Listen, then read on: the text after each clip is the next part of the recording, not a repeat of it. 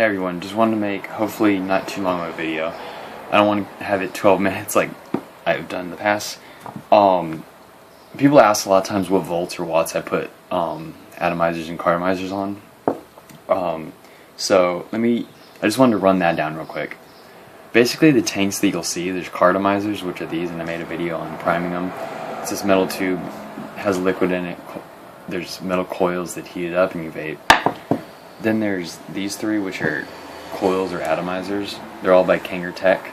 This is a Tech EVOD. It's a simpler one. It doesn't have a removable drip tip, which is the thing that goes on top.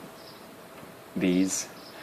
And it's pretty much all plastic. I mean, there's metal on it, of course, because there has to be a metal tube, the bottom and everything, but it's pretty much all plastic, so it's not as high-tech, I guess, but it's cheaper, for sure.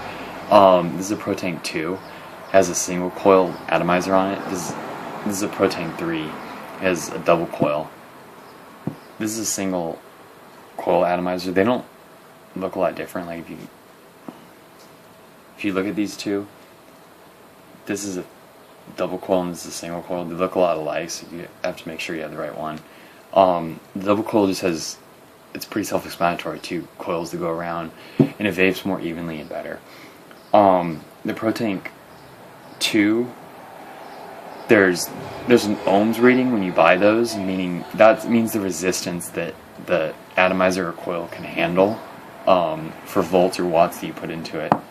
That goes up to 2.5, and then there's the double coils that go up to 2.0 ohms.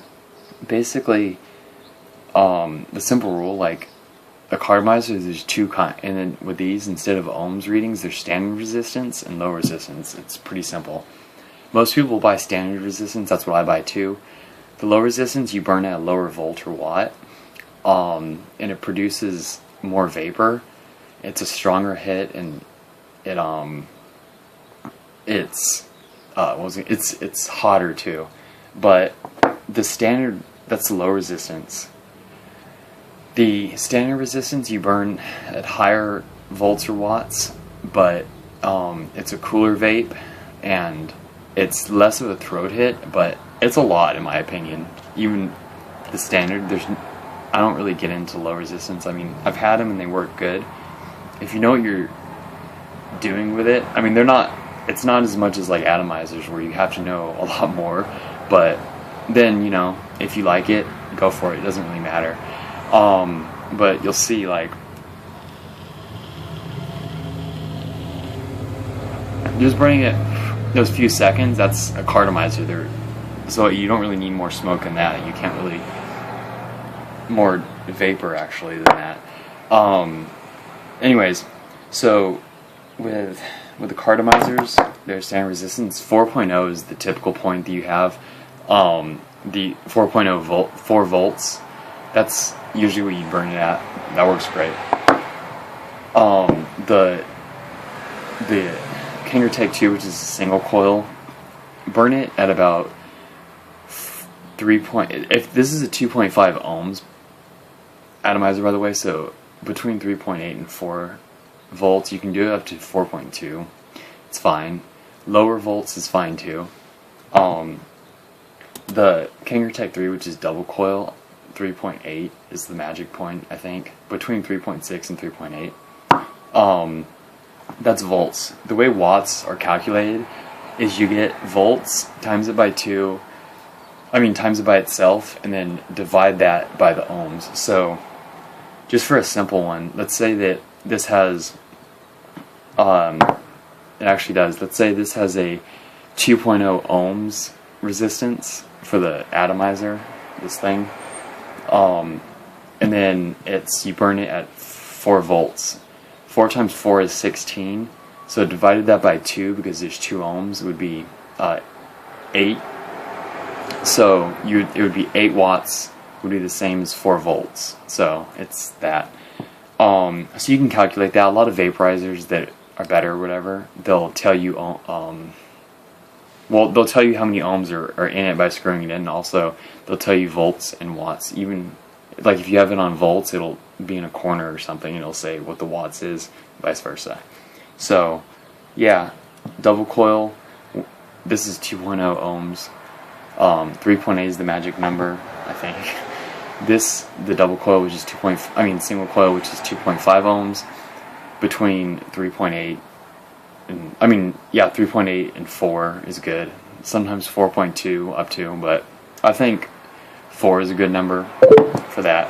Cartomizer, 4 volts is typically what you want to do. The liquid can change your taste, for how hot or cold you want to burn it. The liquid obviously matters a lot. So there's factors, but once you start doing it, you'll learn what's better, what's not. You'll even get into mixing liquids, and that can change. So there's also higher end vaporizers that are called mechanical mods. They're unregulated. Basically, it's like this. I'll try to explain this quickly. This is the voltage thing, so you take that off. It's a tube with a battery in it, and usually a bottom fire button, a button on the bottom, and you screw on the whatever kind of atomizer or whatever you have on there.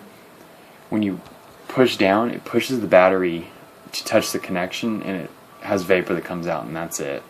Those typically, you put a battery in them, and they don't have a voltage on them and stuff, a reading. So unless you have something called a kick, which you can adjust voltage and voltage on, then it's typically just, it starts out at about, if I'm wrong on this, I'm pretty sure this is correct, but it's 4.2 typically volts that it starts out on. As the battery drains, has a plateau of about 3.7 volts, and then that's the magic number. So 3.7 is typically the magic number kind of for a lot of things, but because these are made with self-made atomizers or cartomizers, it's going to be different than 3.7. So like I said, 4 those are the single coil, double coil 3.8.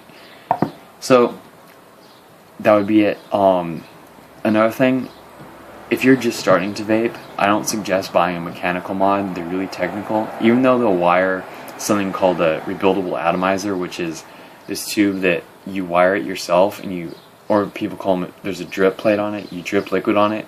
It is the best vapor there is, but you have to really know what you're doing, because you can burn those and there can be sparks and stuff in worst case scenarios. It might be an urban legend, but I know that it can if you put too much power and you mess with the rebuildable atomizer. Because the ohms, volts, and watts or whatever don't match, it can cause a really bad thing. So start out like most people do with, this is like the cheapest thing. It's kind of like an ego twist, but start out with something like this. You can adjust the volts on it. This is just volts, not watts. You don't need watts right away, because that's once you start kind of building up, to like knowing watts and all that, and then move up, But yeah. So now it's all about taste, but those are the general rules that I think, and I've heard around for the best tasting vapor. Vape on.